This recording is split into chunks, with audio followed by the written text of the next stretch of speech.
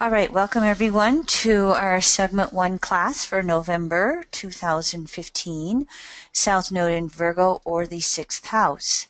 Before we get started, first of all, here's our good old housekeeping slides. Here at EAN, you can study with us 3 different ways, as you see on your screen. Here's some details on the Astro Library that you can subscribe for 1 month, 6 months, 12 months, or a monthly recurring that can be canceled at any time. You can do this for each of the sections, or you can do it for all 3 sections. Here, of course, is our multimedia course and the different segments that we offer at this time. You can get segments 1 and 2, materials only, which is binders and DVDs. You can get it digital only, where everything is on your electronic device, or you can get it both ways, material and digital. Future classes, next month's class, we have a volunteer for South Node in Leo, still looking for a volunteer who has South Node in the 5th house. Same thing with January's class. We have an opening for a volunteer who has South Node in the 4th house. If you're interested, give me an email. And so today, as we work through our series, we're going to look at the South Node in Virgo or the 6th house. When we start looking at the South Node in Virgo or 6th house, we have egos that have been learning the evolutionary lessons of service to society, culture, country, etc. They have also been learning lessons of service to another individual. These ego structures have been learning evolutionary lessons of personal humility, self-doubt, discrimination, self-purification, self-improvement. Typically, these types of lessons will be developed through intense self-analysis that is always triggered via emotional and mental crises.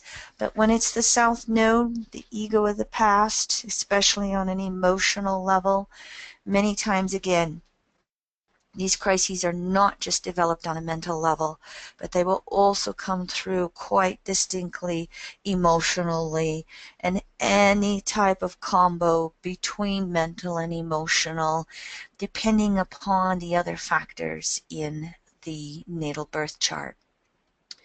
So in general, all souls in any society, group, culture, country will have a work-related function to assume in order to help sustain the entire group.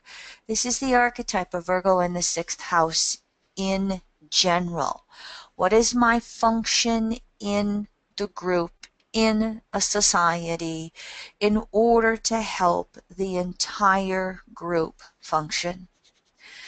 This is true in general of Virgo in 6th house, regardless of their evolutionary state of the soul, consensus individuated spirituating, regardless of its environmental conditionings, regardless of what type of backdrop they were born into. And in general, what we have going on here is individual personal desires, needs, and egos are sacrificed in order to fulfill desires and needs of the group as a whole. This also, in general, teaches all souls the spiritual, mental, emotional, and physical dynamic of service to the whole. How are we going to spiritually be of service to the group? Mentally be of service to the group? Emotionally and physically be of service to the group? So in general, Virgo in the 6th house is going to teach us the service to the group on all of these levels, regardless of evolutionary state and environmental conditionings again. So this lesson of personal sacrifice and service is typically learned through the element of work when we start to involve Virgo and the sixth house. Just a little reflection. If you look at the element of Earth, which is Taurus, Virgo, Capricorn, and you look at it also through second, sixth, and 10th houses, Taurus in the second house is survival issues. It is the talents and resources we develop in order to survive, literally, in the physical world and in the finer areas, flourishing in that physical world. The sixth house in Virgo is where we are learning to do it on a day by day, moment by moment process in which we really learn to be of service to another beyond our abilities to survive, flourish, Taurus second house. And then we move to the third earth archetype, Capricorn in the 10th house. And this is where we achieve all of the prior efforts made via Taurus, Virgo, second, sixth. And we have an accumulation of resources in the physical world. We have an accumulation of our efforts and talents, Virgo, Taurus, so that we mature into a position of authority in any society or culture. We can even learn to be the one in charge, the CEO, the manager of any group or business or society with Capricorn 10th house. So you can see how that triune of the earth archetypes are really building on each other. And then you can see how Virgo in the 6th house fits into, well, I've got some talents in me. How do I put them to work to the larger group? What is my function in a culture? Now, some cultures and nations and societies will allow the individual the freedom to choose whatever type of work they want to do. And some cultures, countries, etc., assign the work assignments that will be done or we will make the sacrifice for according to a hereditary or class status. And while this second option is still true in the world today, many times in history, if you were born into a family of shoemakers, that is just what you did when you grew up. It was predetermined on a familial basis or a class basis. We don't have that so much anymore in our more democratic societies. But if you still pay attention to it, for instance, in my personal history today in the modern world, I was raised on a farm. And your family and your work were not separated. And if you come from families of farmers, that's just what you were expected to do. And I was the oldest of three girls. And so much of my conditioning then was that I would marry someone who would come into the family farm. I did it. Didn't quite work out too well. But you can see that it still exists even in some of our freer societies, in that, how many times does a doctor have a child that goes into the medical profession?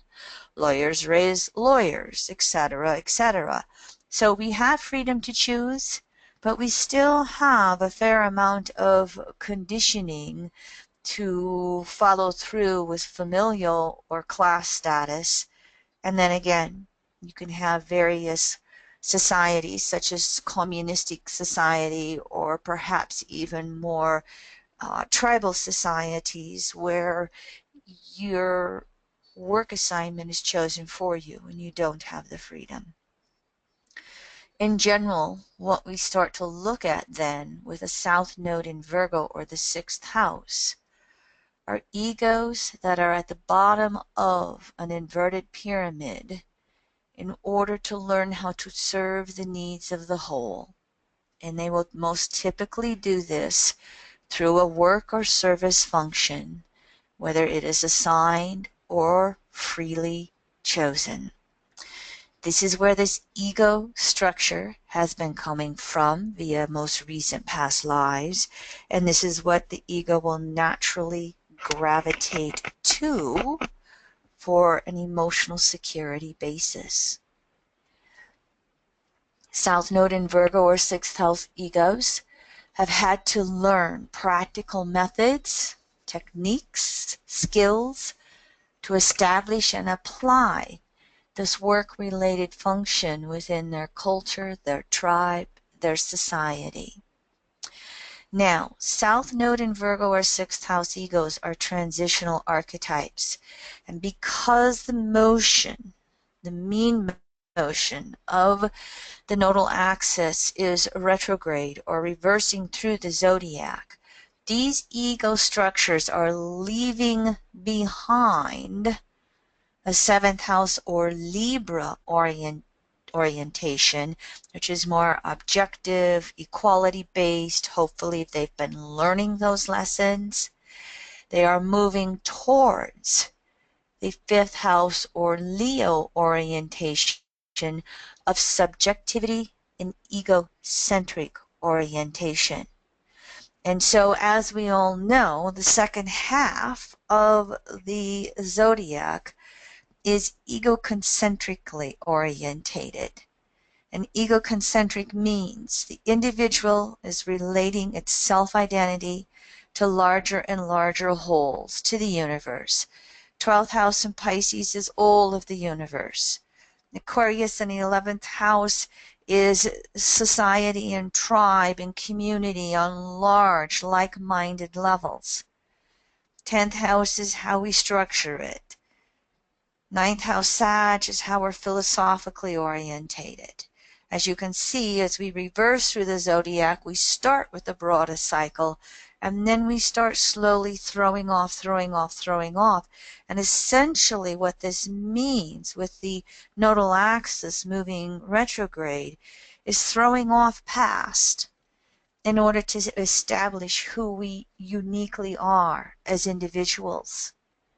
So this South Node in sixth, with having the 7 archetypes come before it, is meant to more or less understand how we operate in the group. And yet where have we had the conditioning and conformity to the group to another on an individual basis, on an intimate basis, Scorpio 7th house, and we're still transitioning. And we're still learning these lessons of sacrifice to another or the whole. But we can't do it at the expense of who we uniquely are, which is going to be the Leo and 5th house archetype. We still must have a understanding of who we are and not lose this sense of self. And so, while we've been learning with this ego structure that the universe does not revolve around us, and there is more to reality than just the reality from our own perspective, we are going to go in that direction of Leo and the 5th house. And we will also go in the direction from North Node in Pisces to North Node in Aquarius or 11th. So this is something that you want to just slowly wrap your mind around as you follow these ego structures. The same thing is true if you have a South Node that is at the, what we would typically know as the end of a house. I'll show you visually with chart example here later on this. I'll pause for this moment because I'll bring the subject up again and I'll show it to you with a visual example, which can be easier to grasp at that point. But again, remember, this series is reversing through the zodiac. So it's learning to wrap your brain around throwing off the past, not only south node moving towards north node, but throwing off the past, reversing through the zodiac. We'll work with this some more as we're going along with these examples. So we still have ego structure here. That is learning to understand that which they are not on an egoic level. So we still have the archetypes of humility, self-purification. We're still trying to release the self-glorifications, delusions of grandeur. We're still learning through the work dynamic. And this has come out in a variety of ways through chart signatures, evolutionary states, and environmental conditionings. Again, as you see these Leo fifth house words here, we're going to work through that. But as South Node moves from Virgo then to Leo, we're going to have a rebirthing of really being able to understand who we are on an individual egoic level in equality to everyone else, the Libra that came before. Emotionally induced mental self-analysis is also a method here for learning these necessary lessons of humility, service to the whole, and purging any element of grandeur.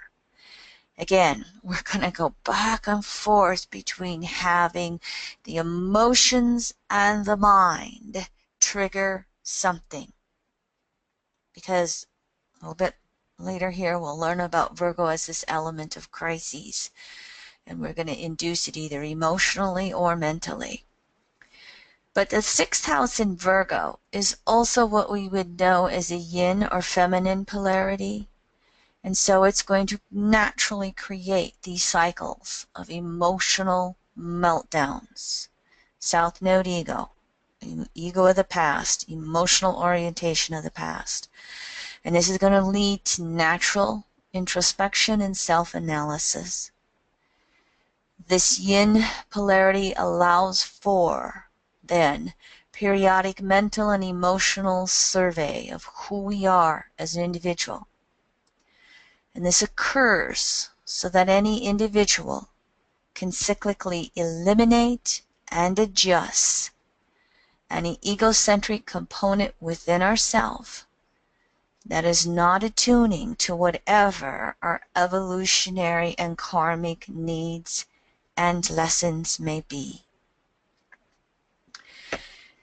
And so these intense cycles of self-examination are going to focus on internal patterns that will correlate or show us the inner feelings of what must be changed. In other words, we will recognize not only on a mental basis what needs to change, we will also recognize on an emotional basis here what must change, what must evolve inwardly, outwardly in our world. These inner feelings, emotions, inner experiences, outer experience are always going to be reflecting a standard of conduct that is, quote, right and perfect. And just as we know naturally here, again, Leo 5th house will come from ego. Pisces 7th house will come from source energy. We still have transitions here in which we are understanding this. So Virgo is such an interesting transition. We know it in the natural zodiac from egocentric to egoconcentric. And yet we are now learning it through the nodal axis movement naturally. That there still is something we're processing from egoconcentric, larger orientations, to egocentric, our own orientation. And so here, that standard of right, wrong conduct is almost going to be to that square Sag 9th house and that polarity Pisces North House that we'll look at earlier, of what does our ego think is a standard of right conduct, and what is that standard of right conduct according to natural law. And that's some of that crises that we're going to be figuring out as we move through this nodal archetype here. Many South Node in Virgo or 6th house egos have unconscious memories that will pertain to prior life indiscretions or mistakes or things that were not done, quote unquote, right, according to whatever that standard of right conduct was. And if we didn't align with that standard of right conduct, it's going to promote these feelings and emotions and these memories that pop up. And sometimes we're going to know what that is on a very conscious, egoic level. And sometimes we're not going to know that. It's going to be an unconscious egoic level. It's unconscious. The ego's not aware of it. And it just can create these weird feelings of what it should be or ought to be. That, if you guys follow Roy's good little quotes on the podcast, the coulda, shoulda, woulda, oughta, kinda, gotta, or whatever it is that he rattles off so well. And so, again, we're going to have prior memories of what a quote-unquote is that standard of right conduct, be it conditioning or natural. And we may be consciously aware of it on an ego level, and it may be unconscious, and the ego's not really aware and just perhaps has confusing feelings around it as well. And so what will happen here, because of this standard of right conduct, it will cause almost all Virgo 6th house south nodes to experience guilt. And we can experience this guilt on unconscious or subliminal levels, sometimes conscious levels. And again, this guilt will be based upon prior life mistakes or indiscretions as measured by that standard of right conduct. And again, this may or may not be based upon natural laws and principles or a natural standard of right conduct. Now, the basis of this guilt for this ego structure will be different for each soul, and it will be described by whatever the main karmic, dynamic, and evolutionary intent is in each chart. In other words, even though that south node in Virgo or 6th house can feel this guilt on whatever level, you will be looking to where that natal Pluto dynamic is to get more information as to where the guilt from that standard of right conduct is coming from. So in whatever various levels here then, there's going to be a need and desire to atone for whatever guilt we are feeling relative to this standard of right conduct. And here, atoning is the need to purify and self-improve that mutable archetype of Virgo in the 6th house. And here again, the most natural way that it will be accomplished is through serving another or through the work dynamic. So this need to atone for guilt can sometimes make The South Node in Virgo or 6th house egos mercilessly analyze whatever is wrong with them. Whatever their shortcomings are. I'm too fat. I'm not pretty enough. I'm not smart enough. Well, blah, blah, blah, blah, blah.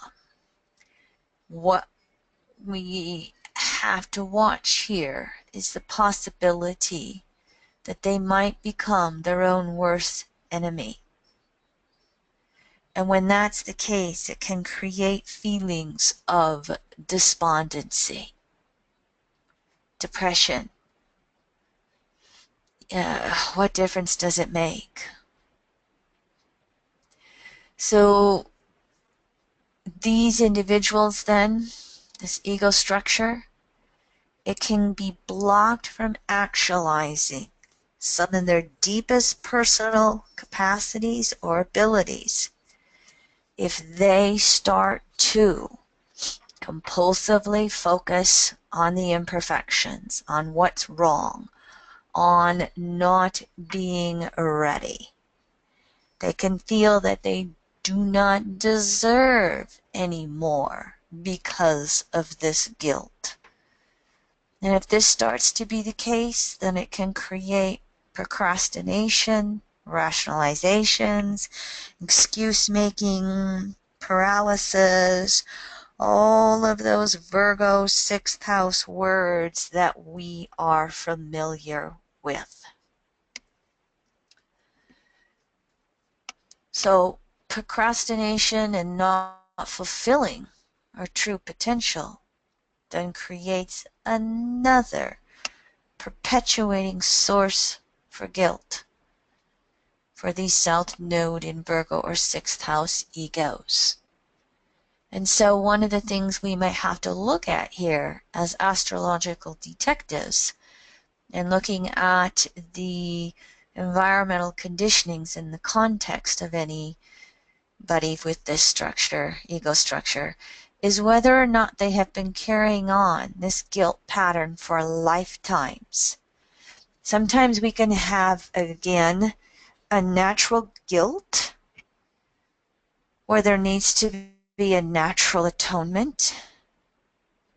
And sometimes it can just be a conditioned guilt pattern that this ego structure has gotten so caught up in that they have been doing it again and again and again, not even realizing they've more than paid for whatever was naturally there as guilt. Now, one of the examples where you could look for this is true, this is not true for the Pluto signature, this is true for the nodal axis signature. If you have South Node in Virgo and it's in the early degrees, it's in 0 to 5 degrees Virgo, because again, South Node reversing through Virgo. So we start to get to that tail end there. Now these are not absolutes, but this could just be a tendency, for example. The other thing would be, because the node goes backwards, if you see it in the beginnings of the 6th house, for the South Node, that's the ending of the 6th house. You would then want to just question, start to look. Are they in that self-perpetuating pattern of conditioning guilt and procrastination? South Node in Virgo or 6th house egos may kind of sense that they have copped out on themselves in some way. They have procrastinated. They haven't made the effort. And this then can create a vicious cycle that perpetually feeds itself. Just what we've been saying here. Another source of feeling guilty. They're in that good old hamster wheel going round and round on this. Sometimes when this is the case, you can come into this worst case scenario and you'll have individuals with South Node in Virgo or 6th house, and they are in a perpetual or constant state of crisis.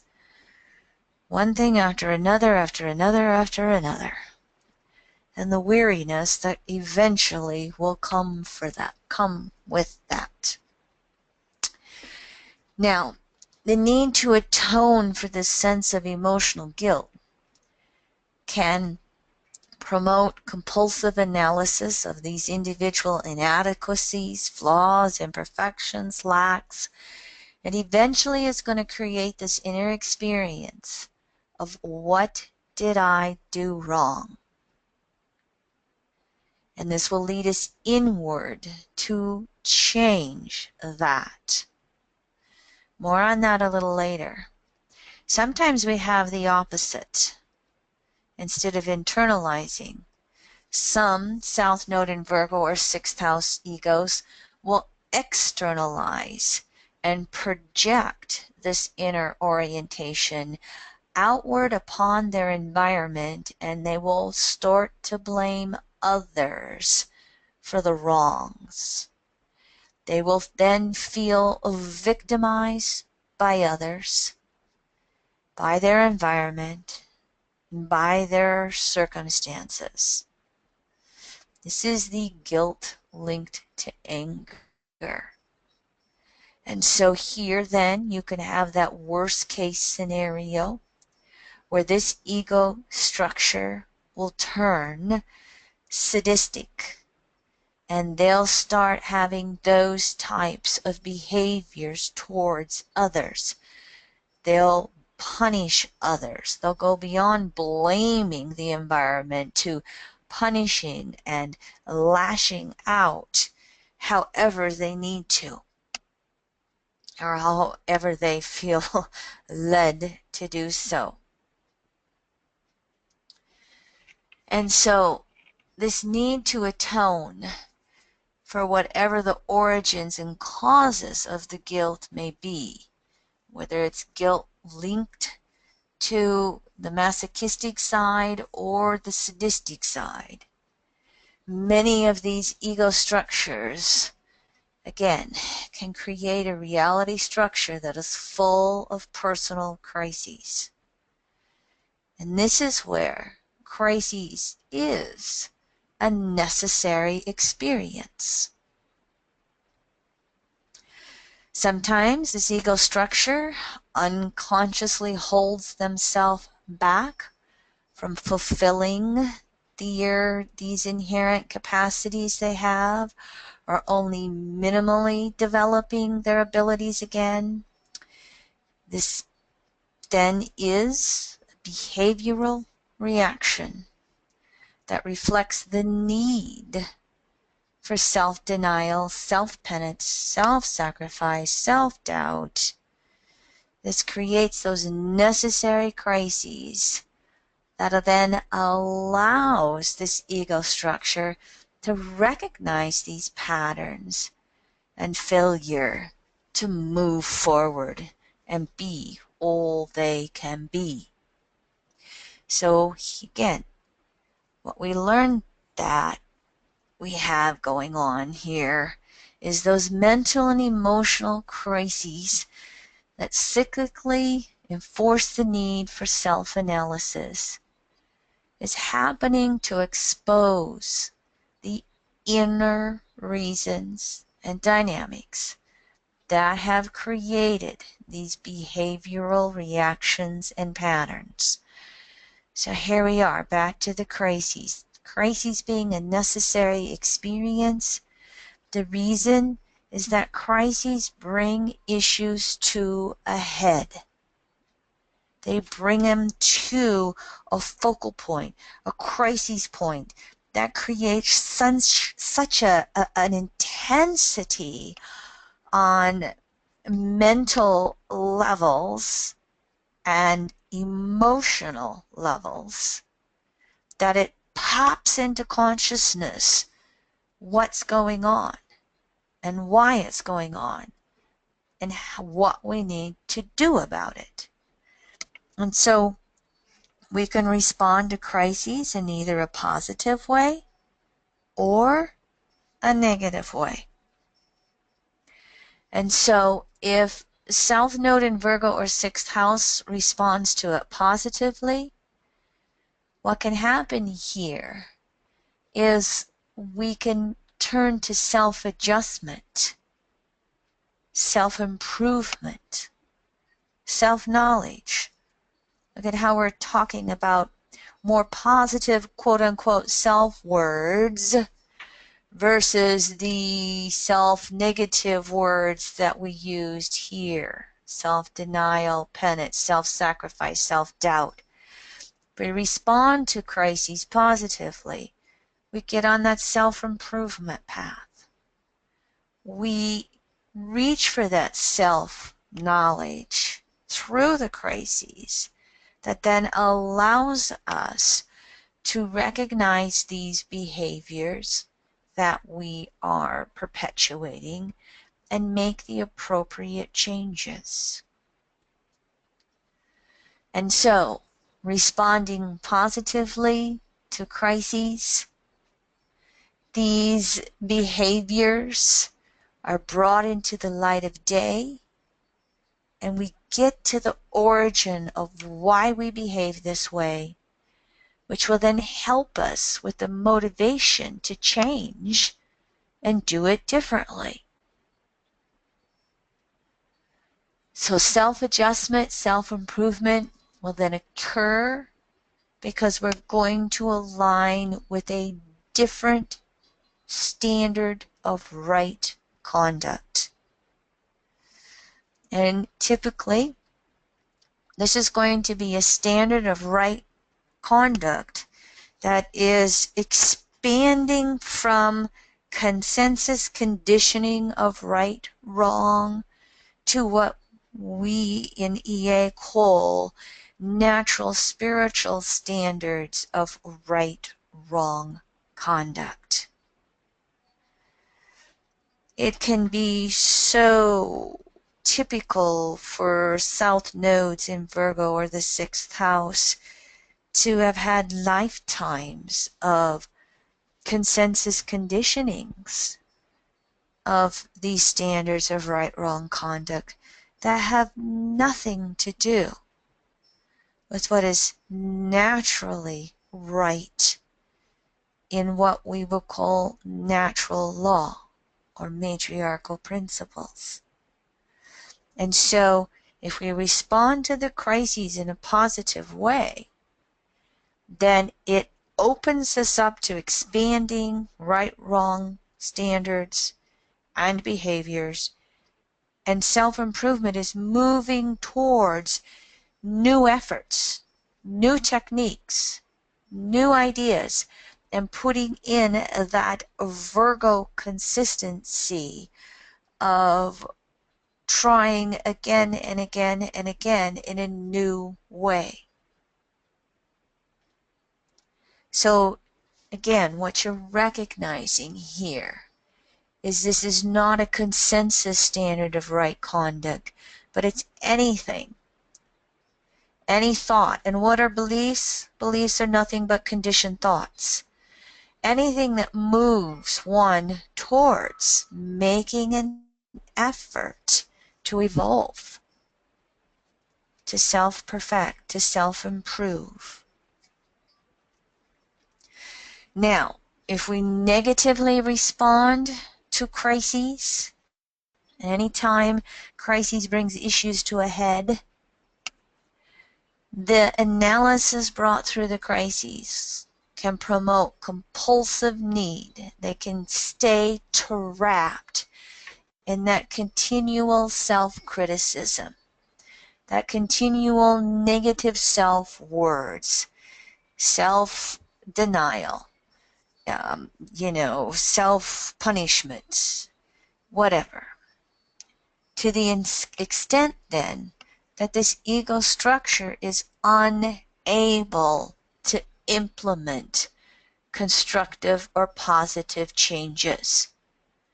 So if this ego structure responds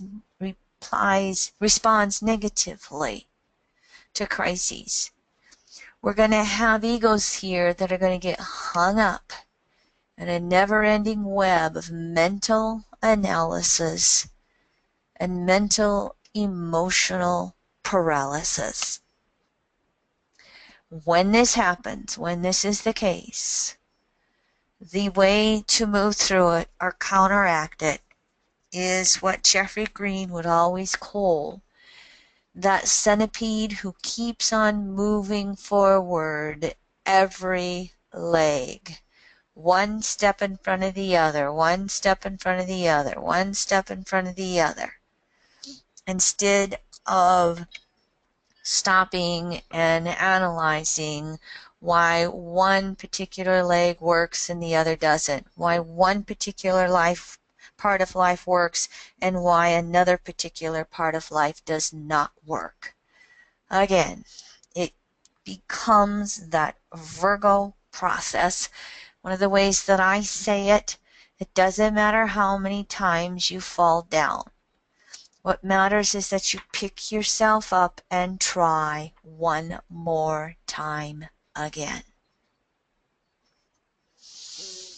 So South Node in Virgo or 6th house egos need to keep walking, talking, acting through all of the emotions and feelings, through all of the mental self-analyzation that goes on.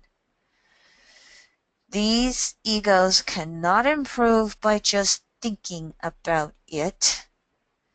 It must be followed through with action. And the whole thing is that action and motion furthers the processing of understanding what's going on here, why these issues come to a crisis, what are the origins of behavior creating this. It's through action, and this is because 6th house and Virgo are the mutable modality, and mutable is movement. So that intrinsic motion of action allows for processing with respect to whatever's being analyzed, with whatever's being felt on these emotional levels. And through that motion of action, one step in front of another, the result is perspective, clarity of thought, emotional peace, and equilibrium. A loss of perspective will occur when there is not motion and action in order to process through. Another archetype that happens with Virgo in the 6th house, or South Node in the 6th house, or Virgo, is that this can be an ego structure that creates crises through too many external obligations. The busybody. There's no time left for ourselves. The theme of work and service can be distorted and overdone.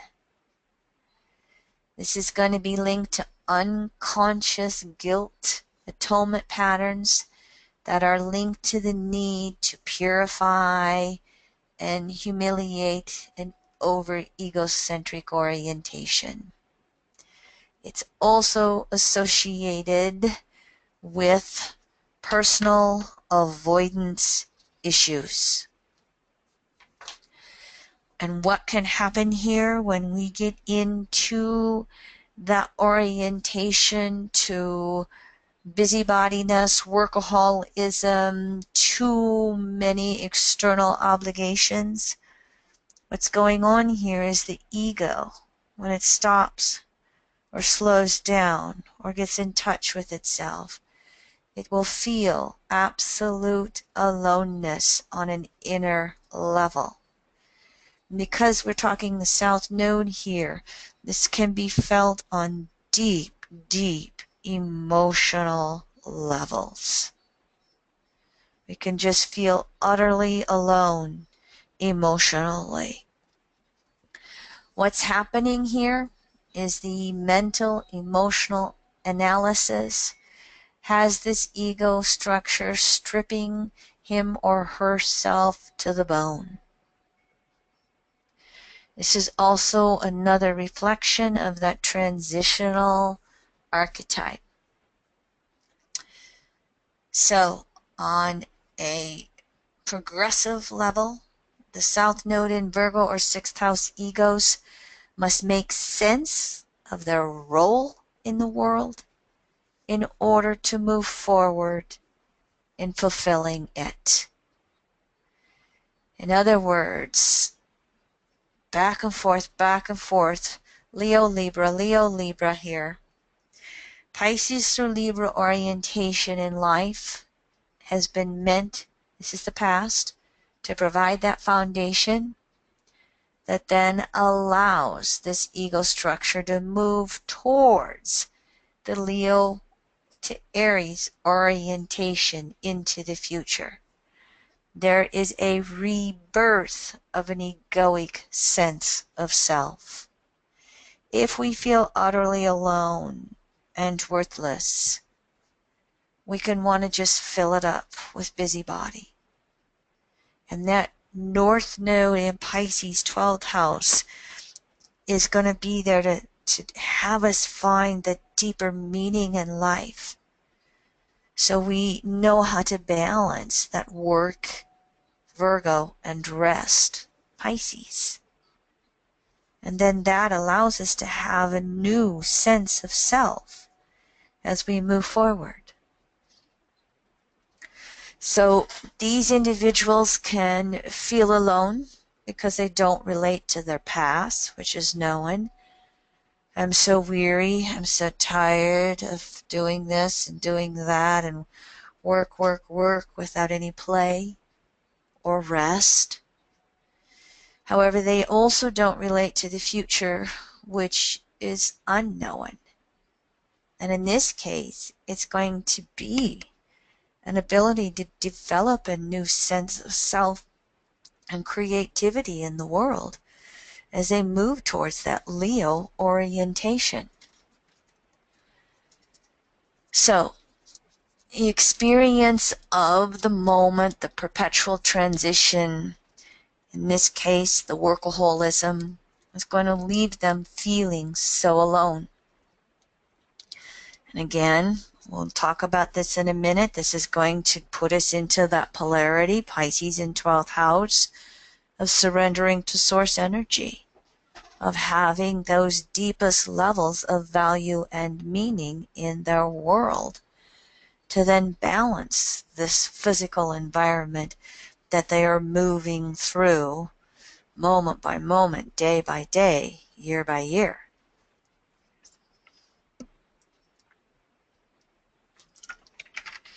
South Node in Virgo 6th house egos can project that analysis experience, the self-analysis, onto the external environment. And then they can experience imperfections, inadequacies, and the flaws of life in general. And they can experience this on a personal, individual way. And they can experience this with life in general. There's just no meaning. And so sometimes a critical analysis of their inner and outer environment will eventually produce the feelings that something is missing or that life itself out there is meaningless.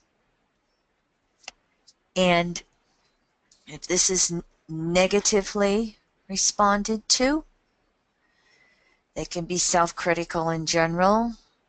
They can be critical of everyone or everything in their environment. This can create personal avoidance, sometimes because these intense feelings of aloneness, loneliness, are just too great. So Here again, they'll fill their world up. One obligation after another. The workaholic, the busybody, the procrastinator, the voider. They don't do what it is that they need to do for themselves. They avoid that intense self-analysis that is trying to promote understanding the changes in behaviors that are necessary for evolution, for self-growth, self-improvement. So, what does this do? Leads us back to the crunch of time in relationship to the over-obligation that we make, to the busybodiness of doing too much, that then creates crises. One more time, to make this ego structure aware again of whatever the inner dynamics are that promote this behavior. One more time, crises can promote change if this ego structure desires to understand it and evolve. It will take a change of personal routines that allow the individual to get in touch with themselves at core levels. This then allows for the development of necessary activities that allow for personal improvement. So again, the dynamic of personal avoidance is typically going to be linked to an inner void that creates the workaholic syndrome. And then the crisis comes up, and we look at this personal avoidance. We look at the workaholic syndrome, and we recognize what are the changes we need to make to move through this void that will allow us to find value and meaning in our world, in our life.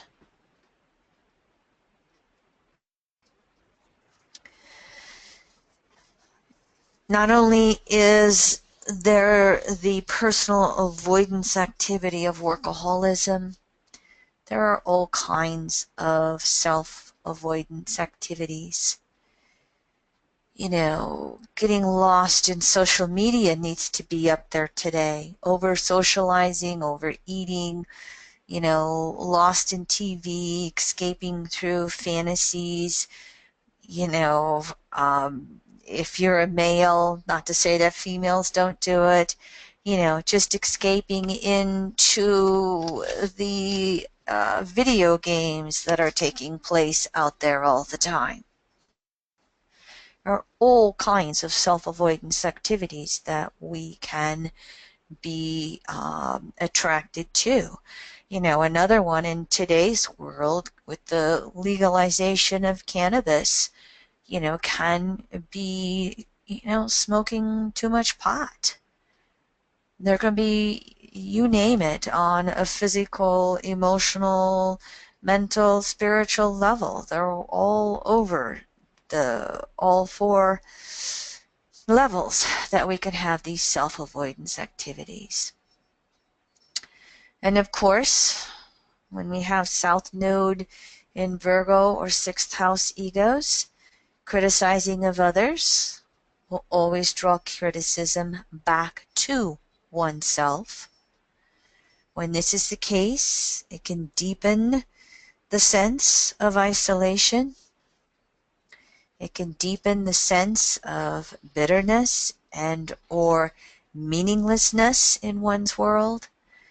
We can feel sorry for ourselves and then lash out at others one more time as this ego structure misidentifies the source of their problems and issues. Here again, this ego structure can feel persecuted and that the outer forces in the universe are conspiring against them.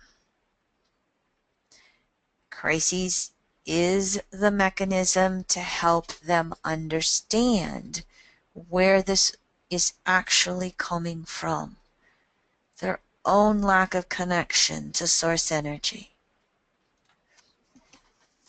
Sometimes South Node in Virgo or sixth house egos may actually be attacked in some way due to factors from their own actions, from either this life or past lives.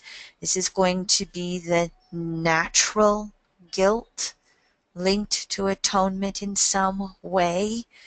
Something will happen to balance the pendulum here. Some South Node in Virgo or sixth house egos will be held down by those outer forces, literally. However, it will be by the weight of their own actions in the past. This would be a tendency where there was an abuse of power in the past. If you're looking at the ego structure that came before, or you're looking at that natural reversing through the zodiac, what we would have had here via Libra or seventh house is an abuse of inequality. Take it back further, Scorpio, eighth house, an abuse of power, power over someone else. So they will be held down and they will be forced into the lessons of humility, kicking and screaming. It also then will enforce that lesson of hearing and learning how to receive power, move through a sense of empowerment versus desiring to have power over or power for its own sake. So here again, we'll bring up crises with these two examples on this slide. And the purpose of the crises is to become aware of the reasons of why we are creating these experiences. An ability for this South Node ego structure to recognize on some intuitive level or actual prior memory levels that they have made choices and mistakes that require atoning, that they have had abuses of power that require atoning. And of course, you will look at the entire chart to figure out what this is and how this is operating.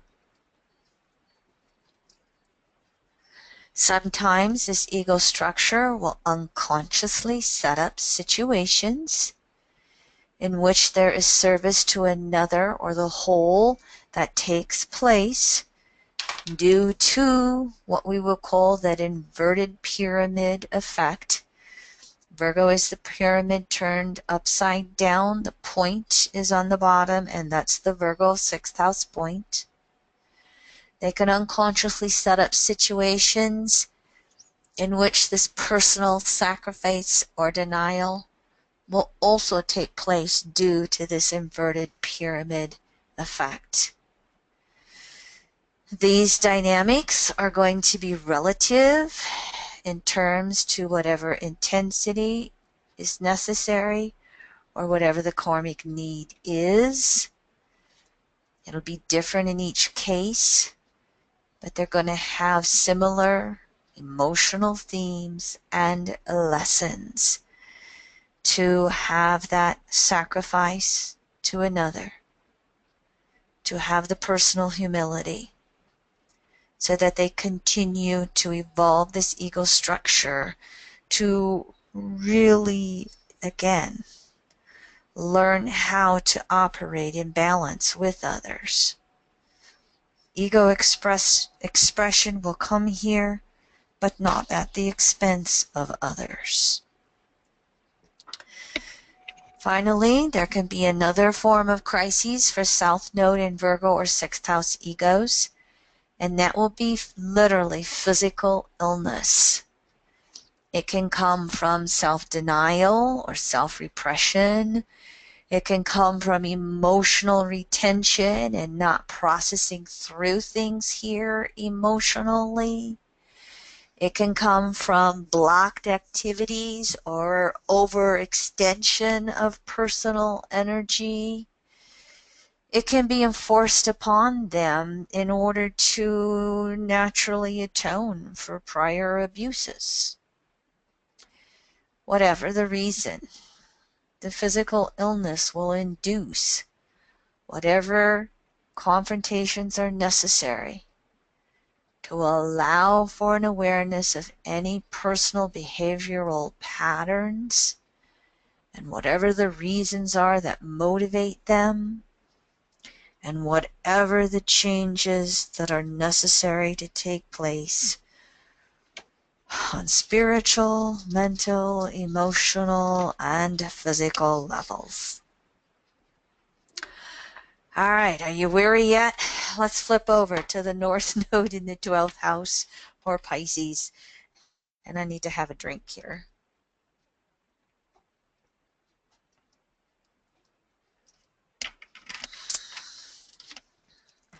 So when we have an ego with the North Node in Pisces or 12th house, the evolutionary intent of the egoic lessons is simplification, dissolving all of those old mental and emotional barriers that are preventing a holistic and clear understanding of the individual's self-concept and emotional homeostasis. As we move towards simplifying all of those old complexities, it will promote clarification of our relationships between ourselves and others. It will promote awareness of whatever the proper healthy priorities in our world are. When to say no to the over obligations and workaholism. It will promote the development of faith in the sense that we are individually connected to much larger forces in the universe than just ourself. A North Node in Pisces or 12th house ego structure has an evolutionary intent to foster an understanding as to why we feel so essentially alone. And that purpose is to induce a transference from deductive to inductive reasoning, meaning the whole is greater than the parts that make it up. And this experience of essential aloneness enforces the lesson that nothing will fill an inner void other than a relationship with universal source. And what happens due to that South Node in Virgo or 6? We can have those that deny cosmic connection. It's just not practical. And yet what happens is that this North Node in Pisces or 12th house is going to have spiritual crises because they have to get this lesson on an emotional level. They can't figure it out. South Node Virgo 6 with the mind. North Node Pisces 12th. It's an emotional spiritual connection. They have to emotionally move through, surrender to. The whole is greater than the parts that make it up. Remember, one of those old cliches in EA is that evolution takes place through the emotional body. That's what happens when you have North Node in Pisces or 12th house. You've got to get it emotionally. And then you have those spontaneous miracles, which are expansions in consciousness of recognizing that spiritual connection with Source. And you recognize it emotionally. It creates a physiological response in the body. That's how those miraculous healings come about when you have those crises of a physical illness. You've got to be able to, again, move towards that relationship with source energy on an emotional level.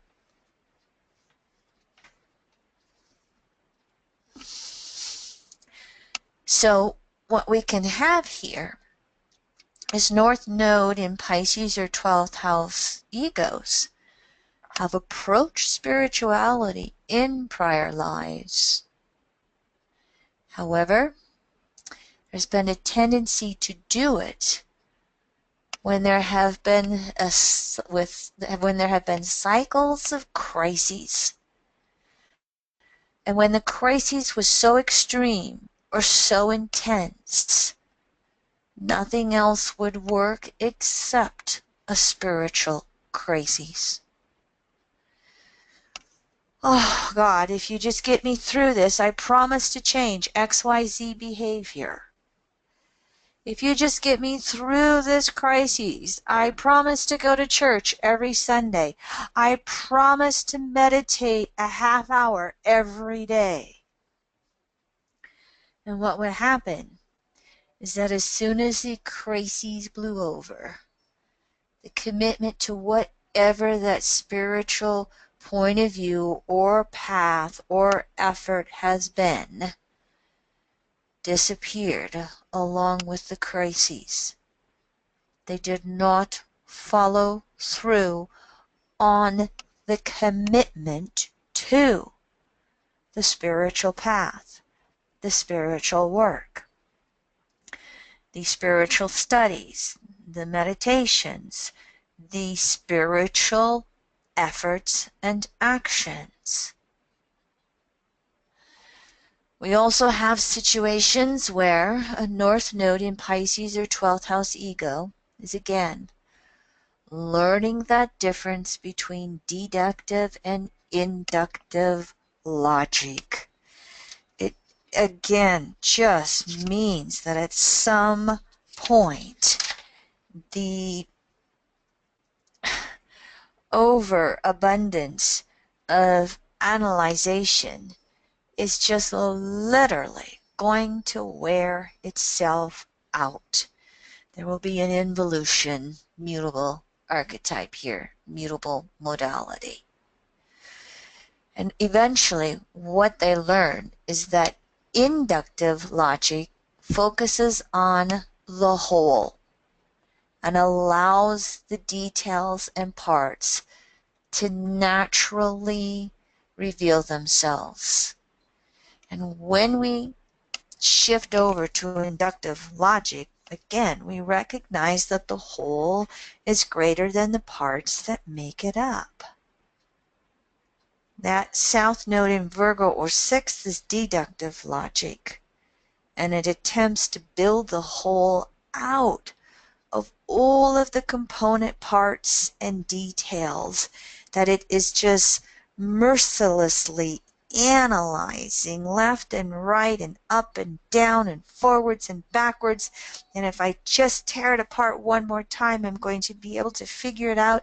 And they never do figure it out because the larger picture is more than any of the pieces that they can tear apart. So when North Node in Pisces or 12th house egos learn to develop that awareness of the whole, the inductive logic, they are able to understand and experience themselves in a more complete and natural way. The ego is able to recognize that they are a spiritual soul, a spiritual being having a human experience. And this is much different than isolating some part of themselves and then trying to understand it through any particular feature or part of themselves. They'll never have a complete and holistic understanding of themselves in that way. And so when they work to cultivate a more holistic view of themselves and life through focusing and learning to understand that wholeness, then this is going to lead to an ability to mentally and emotionally simplify an understanding of themselves, simplify their life, and allow for, that inner peace to come over, to come through, to be the guiding principle rather than that Virgo nervous systems situations. It will allow for a clearer vision of their relationship to other people and when to serve and when not to serve others. It will allow for that Virgo 6th house lesson of discrimination. Cultivating a relationship with the divine will bring lessons of self-forgiveness, self-tolerance, tolerance and respect for self and mistakes and imperfection in others as well. Less judgments and more discrimination.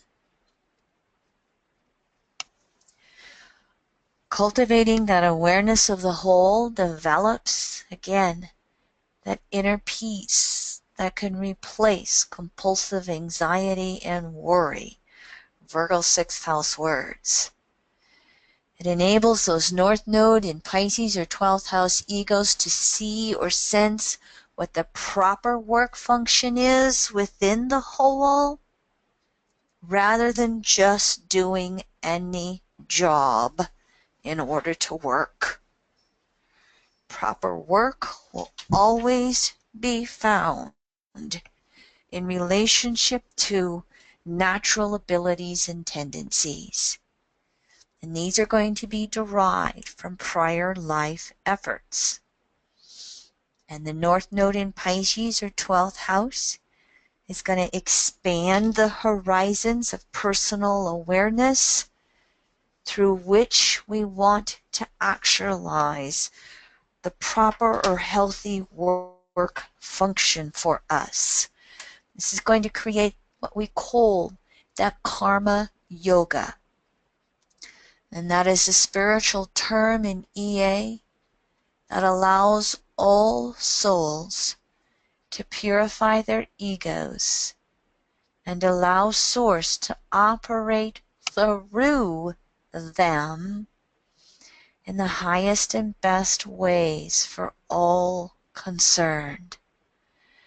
So, developing that egoic ability, which means an ability to just consciously understand that larger perspective, to consciously seek that relationship and development of reconnection with Source, with the divine. It allows us to tap into what our natural work is in the world. This then allows us to have what is known as sincere and real humility versus false humility. It allows us to flow with those natural currents in life rather than confusedly going this way, that way, this way, that way, until we just are paralyzed with crises. So the centipede learns how to naturally move forward, one step in front of another, one step in front of another, through that connection to the larger whole. Now, when North Node in Pisces or 12th house resists this evolutionary intent and stubbornly maintains these old mental and emotional patterns and that compulsive need for crises, they can really have these disillusioned lives of pain and sickness. They can put themselves in living prisons, Pisces 12th house. And they can not only have mental chaos, they can have emotional despondency on some of the deepest levels. So those who have North Node in Pisces or 12th house egos that move with the evolutionary intent, they will surrender themselves to universal source or universal spirit. They will allow spirit to move through them and direct them. They then will possess inner luminosity that transcends rational explanations. And they will learn how to be of service to anyone sincere and in a legitimate need of help. North Node in Pisces are 12th house egos that vacillate between resistance and cooperation with this evolutionary intent to surrender to the whole. They'll go through cyclic moments or cycles of clarity and confusion. They'll have that connection to source and they'll have the disconnection. And the intensity is going to depend, again, upon the amount of resistance and the amount of cooperation. And so within these extremes, we'll have some individuals that will find meaning in life as reflections of whatever particular duties characterize their lives.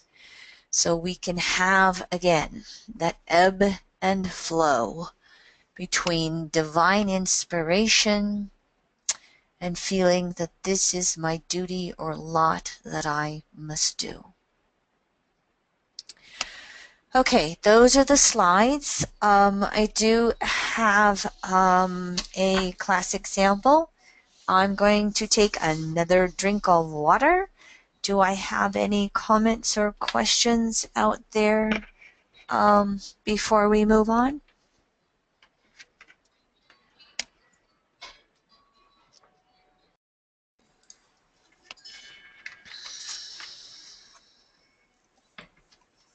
No comments on the board yet, or questions. And by the way, this our chart example parent is not on the call tonight, just for your edification. All right. Okay. Sure, no worries, honey. All right then. Well, let me give you a brief example here. This is a female. The chart is May 18th, 2007, 9:44 p.m. in Coopville, Washington. As you can see, this is a young soul. Excuse my burp. This is the child of one of our EAN associates. I'll give you some background. This is a chart that has a rising of 10 degrees Sag. We have a first house Pluto at 28 degrees Sag retrograde. Jupiter is balsamic here at 17 Sag and it's retrograde. And Jupiter is square the nodal axis, and opposite of Jupiter is Mercury at 15 degrees Gemini in the 7th house. And so as you start looking at this chart, you will see that we have Jupiter square the nodes with the resolution node, the south node in Virgo, 13 degrees, 9th house, porphyry houses. Virgo is intercepted here. Mercury square the nodes with the resolution node as north node, 13 degrees Pisces, intercepted in the 3rd house. We also have Uranus in conjunction. North node is new phase conjunction to Uranus at 18 degrees Pisces. Uranus then is in a T-square. Mercury is a waxing square to Uranus, crescent side. Jupiter is a um, last quarter square, waning square to Uranus, disseminating side of the square. All right. Now, ruler of that south node in Virgo, Mercury. Ruler of the south node in 9th house, Jupiter. Ruler of the north node in Pisces is Neptune. Over here, 22 Aquarius, 2nd house. Chiron balsamic conjunction. Ruler of the north node in the 3rd, Mercury over here in the 7th house. So Mercury has a rulership of both south node and north node. Whenever there are planets square the nodes, regardless of the planets, it means both nodes have been active in the past. Now, very briefly in regards to environmental conditionings, this is a young girl who is very close to her mother. Moon, Cancer, 7th house over here. The mother is spirituated, first spirituated. She is raising her daughter very alternatively, very openly. The daughter, I'm not going to remember the exact year, somewhere in the last 4, 5, 6 years, the parents divorced, and this volunteer's father went through a huge crisis. Parents are Pluto Virgos. Went through I would just say, a spiritual, mental, emotional, and physical crises. The father just gave up on himself, literally went through a period of time starving himself. And he has pretty much abandoned this young girl. So she has this very close relationship with mother, and she has literally almost no relationship with father. In addition to that, this young girl has had her mother pretty much cut off relationship with paternal, or excuse me, maternal grandparents. And a lot of it has been due to the lack of healthy boundaries. And you will see here that Moon is in a full phase opposition to this Pluto in late degrees Sagittarius. And so the this young volunteer was privy to some behaviors and verbal expressions by the maternal grandparents that were abusive. And so our mother here of this volunteer held up for healthy boundaries and removed both her and her daughter from the environment of these grandparents. And so this young soul has went through some various crises in the family of origin here. I mean, just the Moon Pluto opposition is enough to bring this on. And again, it's a full phase opposition. And so, where is the equality here? First house Pluto, the defensiveness, the need to really have an understanding of self and essence of truth about myself, and then moving over into this whole arena of relationships. And you see the three inner planets are here, and the ruler of both North Node and South Node is here in Gemini. So with the Moon full phase opposition, you can see the need for healthy boundaries with different family members. You can see the total diametric opposition between a relationship with mother and a relationship with father. You start to bring in the rulers of the nodes here with this Mercury position fairly close to the beginning of the seventh house. And you can see where there's a buildup of history in which this young soul is learning how to balance herself and others in relationships. Now, if you look at the two planets that are square the nodes, Jupiter Sag, its own sign, first house, and it's retrograde. This is going to be prior lifetimes in which there's been a either avoidance or compromising or refusal to stand in one's own personal truth, first house. And as Jupiter is balsamic Pluto here, there is soul lessening of learning how to stand in one's personal truth again, and to be working to expand and realign personal truth, first house, to universal timeless truth, Sagittarius. We can see here how just the mother's orientation to natural laws and principles will be opening up this and helping the soul understand it. We also have this relationship with Mercury. Mercury is a gibbous phase opposition to Jupiter.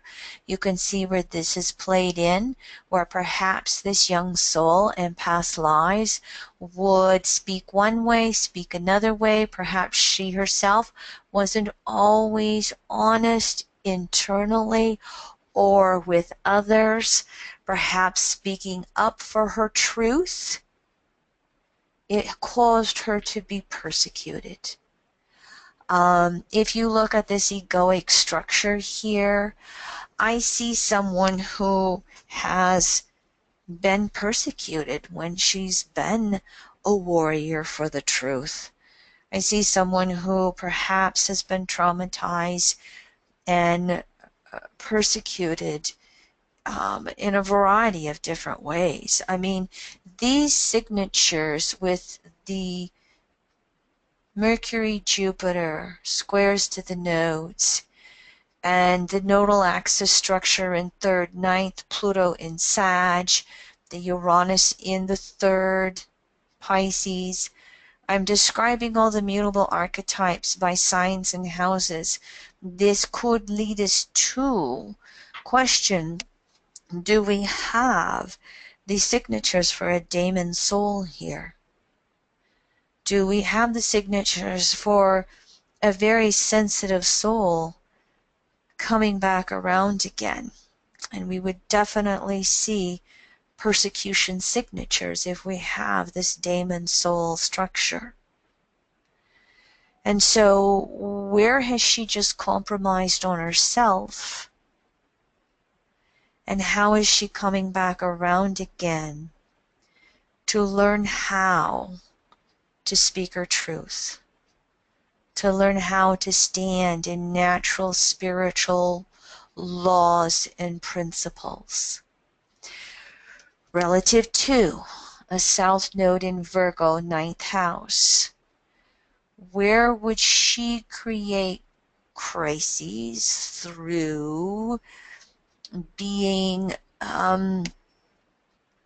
self-critical, beating up on herself? If you look at a young soul here who, before the first Saturn square, had abandonment by the father, you can see Saturn, Leo, 8th house here. If we've had this abandonment by father, could you see how it could create early crises of what's wrong with me? Why am I not lovable? And could you see how this could facilitate self-doubt? Could you see how this could create Mercury ruling South Node in Virgo? Compare and contrast. Why do other kids have two parents and I don't? Why have I been abandoned by my father's love? And so this is going to throw her in upon herself if she's willing to do so, and if the female parent is willing to have the deep conversations about this to help her understand the larger picture going on.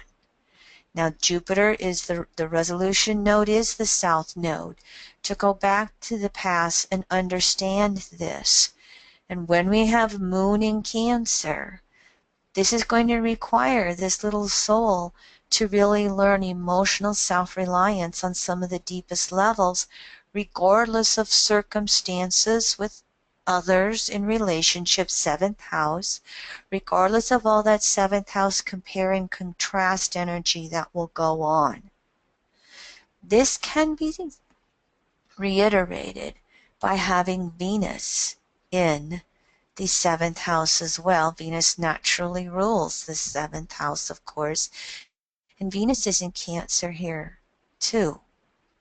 So again, this ego structure that can be caught up in crises and feeling a despondency with beliefs over I'm not good enough to be loved, has got to be able to objectify and understand natural truth. That again, this soul must love itself first.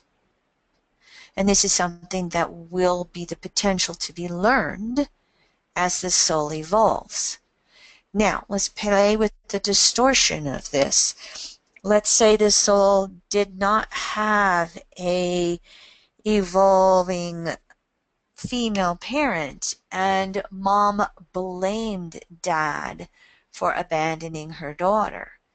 This could then create a negative cycle of projecting onto others who will love me, who will save me, who will make me feel better, rather than enforcing the lesson to self-love regardless of any and all relationships.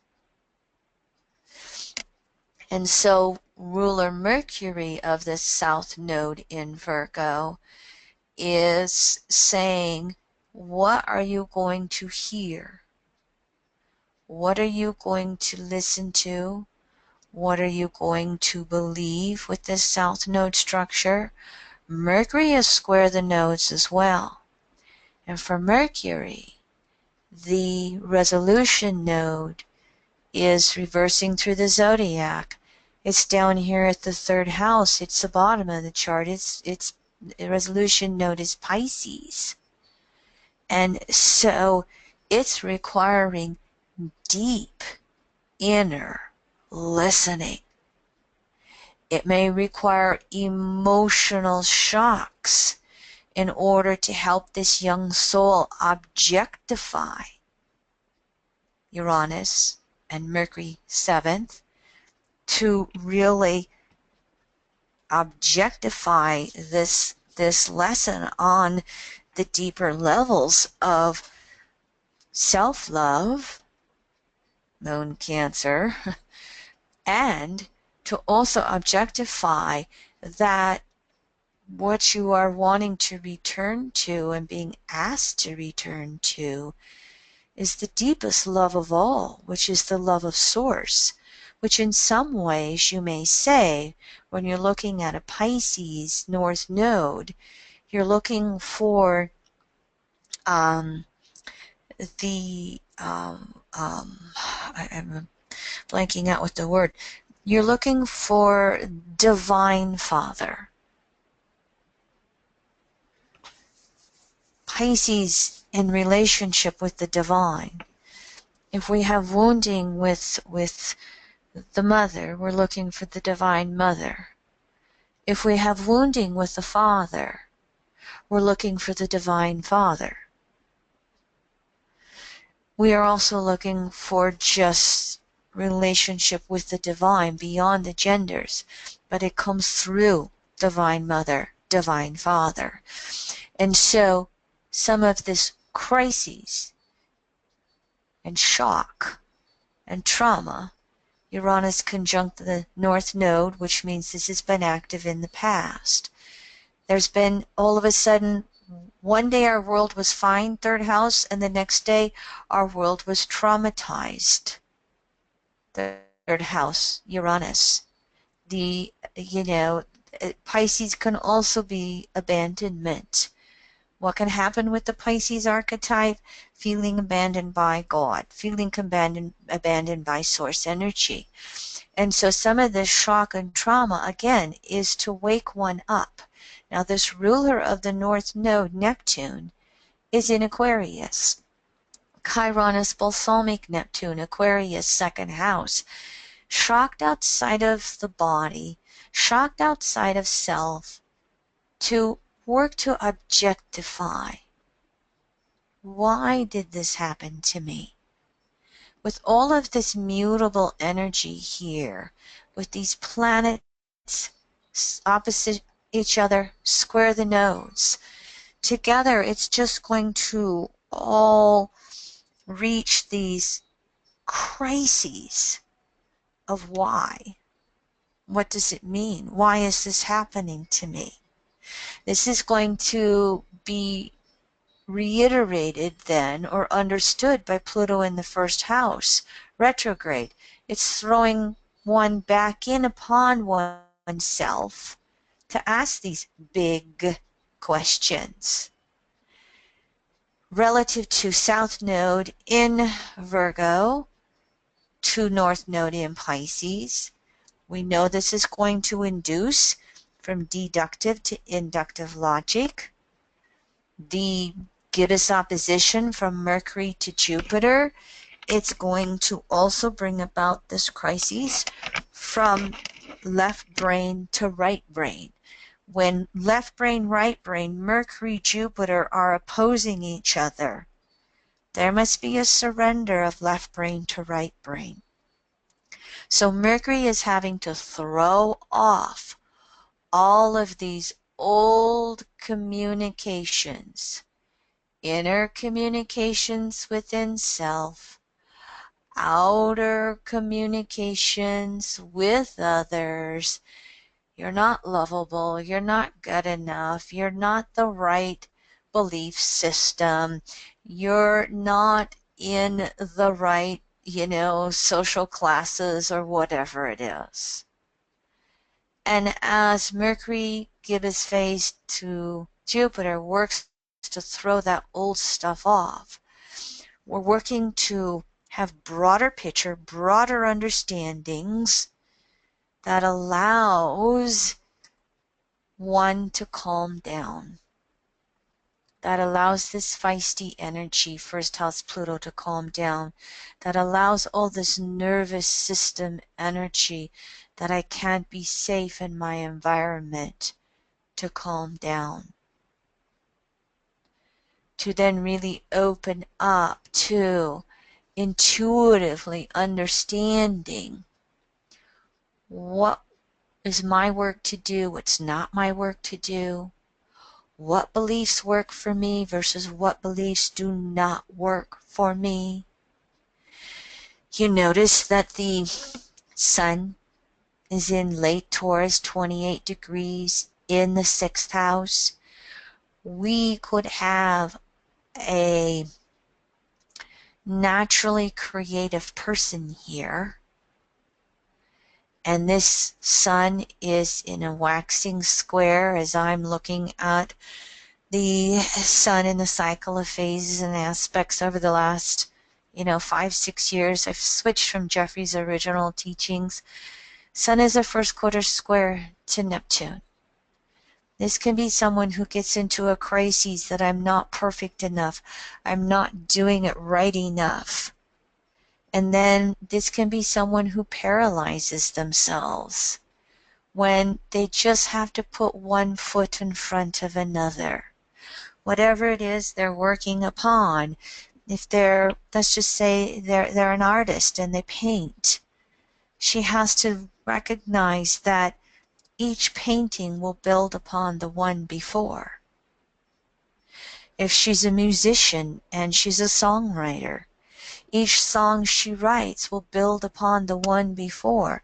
There has to be again, a calming down by moving and actively working to co-create that relationship with source energy that then calms down the natural defensiveness of a Aries soul, first house Pluto, that calms down all the crises orientated energy that you see with these planets and rulership of these nodes, square the nodes, that then just allows her to relax and breathe and just naturally move into the process of one foot in front of another. And through and in putting one foot in front of another, then recognizing what's the next step for me in my environment, in my relationships with others, in my work and creativity, and then what's the next step naturally for me on my own spiritual path. All right. Questions, comments from anybody, Leroy? I think I put myself through a overview of this chart. Questions from anybody of anything that I have said? Anything that I neglected or missed? Anything from the board?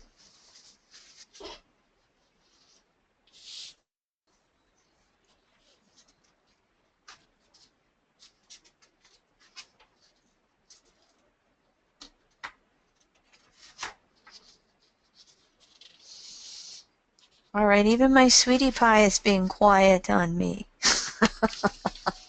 So I guess I assume that all is well from perspective of the board, and we can move on. No questions or comments. And so again, I just want to remind you that class is going to be the second Tuesday as it typically is. And so next month, South Node in Leo or the 5th house, still looking for someone who has 5th. And then in January, still looking for a volunteer who has South Node in the 4th house. And then the last 2 classes, we have full volunteers.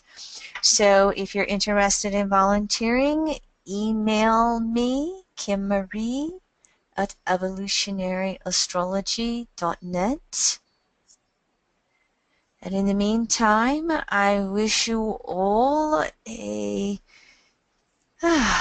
continuing evolution through, if you're in the US, even if you're not, a continuing evolution through what may be chaotic election results for some of you. If you do not listen to the weekly forecasts that Leroy and I put out on our website, we invite you to do so. I did some overview on a lot of the major transits that we are moving through here right now, and I'll continue to build upon that over the next few weeks as we move through these interesting times. All right, everyone, thank you very much, and I will see you next month.